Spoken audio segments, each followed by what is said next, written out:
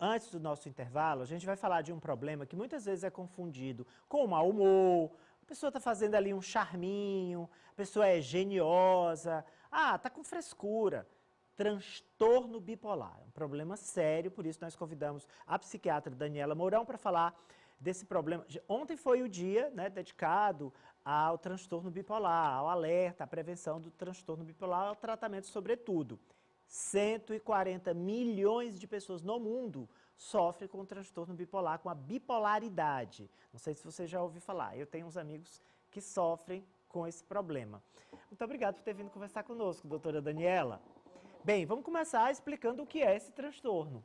Então, o transtorno bipolar, ele é um transtorno do humor, certo? Um transtorno afetivo, transtorno dos sentimentos, que ele afeta o humor, a energia, o sentir e o pensar e até o comportamento das pessoas. Tá, entendido, mas o que seria? É só o que provoca, né? Isso, então.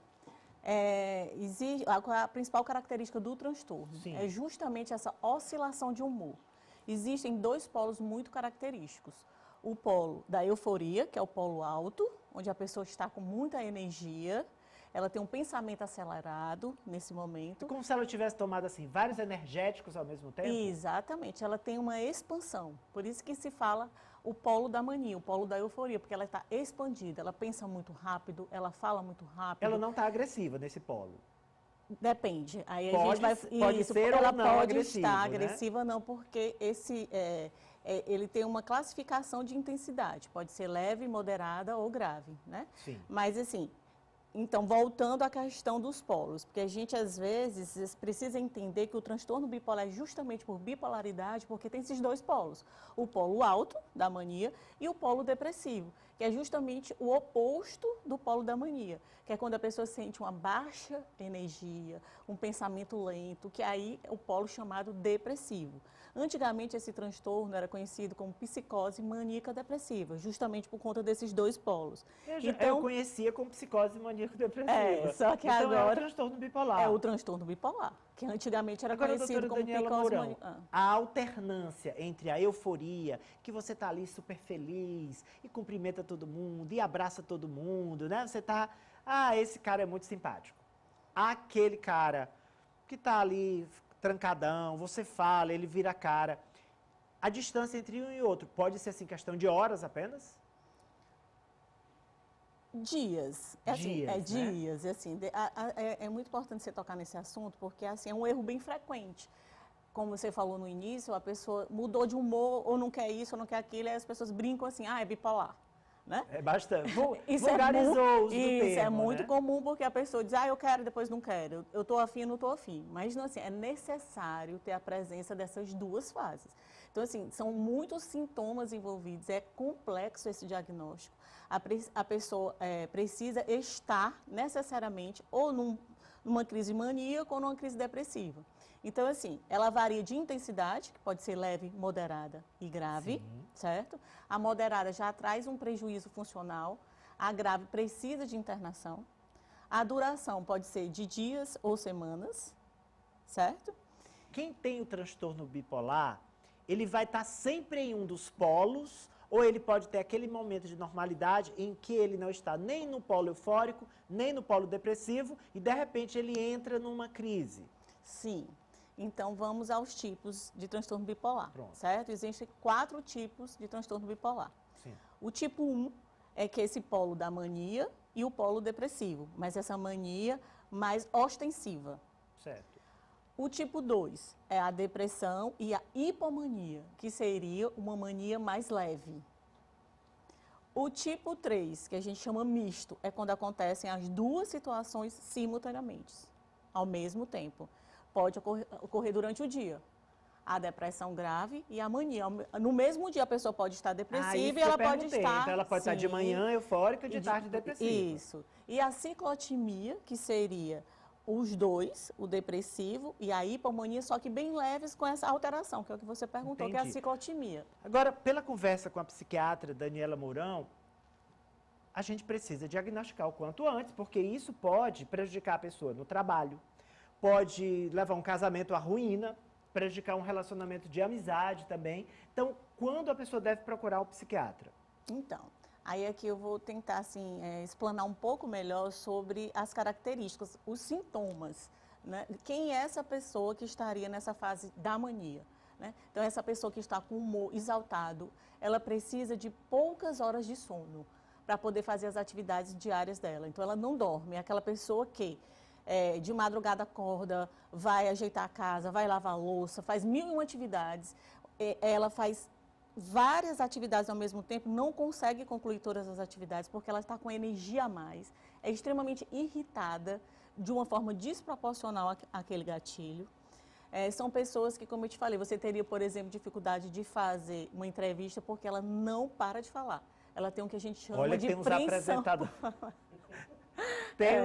Vamos um momento de descontração. Tem os apresentadores que não têm o transtorno bipolar e não param de falar. Que tem a pressão. Mas voltando aqui com a doutora Daniela Mourão. Tem uma fuga de ideias, então a pessoa começa a contar uma coisa, daqui a pouco ela está contando outra coisa, daqui a pouco ela está contando outra coisa, ela não para. Então, assim, você tem dificuldades, você não conversa, só ela fala. Então, assim, ela tem muitas compulsões, isso também é fácil de fazer um diagnóstico, porque a pessoa tem uma compulsão exagerada por compras. Ela vai num shopping, ela compra 10 sapatos. Então, a compulsão pode ser um sintoma. Uma compulsão excessiva, né? Que pode ser por compras, pode ser por jogos, pode ser por sexo. Então, ela se coloca num comportamento de risco. Porque ela está muito exaltada, ela tem muita energia. E, geralmente, tem muitos, assim, cantores, atores, pessoas que constroem. A gente até brinca, porque o bipolar, que é onde está na mania, são as pessoas que constroem, porque elas não dormem e estão todo o tempo produzindo muito. Pessoas com QI significativo, são pessoas inteligentes, são pessoas comunicativas. Agora, existe o leve, o moderado. O que é que acontece com o moderado? Essas características, elas começam a... O leve precisa de tratamento psiquiátrico? Precisa também. Precisa também, porque ele pode... Todo né? caso precisa. O moderado é porque já há um prejuízo funcional. A pessoa já tem dificuldade de trabalhar, ela está alterada, ela está irritada, é aquela pessoa que chega no trabalho... Uma briga do trânsito, então, no trânsito? Exatamente. E a grave é essa pessoa que você falou, que já precisa de uma internação porque ela põe em risco todo um comportamento. E agora, na pandemia, com a sua experiência como psiquiatra, será acredita que aumentou? A senhora já detectou alguma mudança no volume de pessoas com transtorno?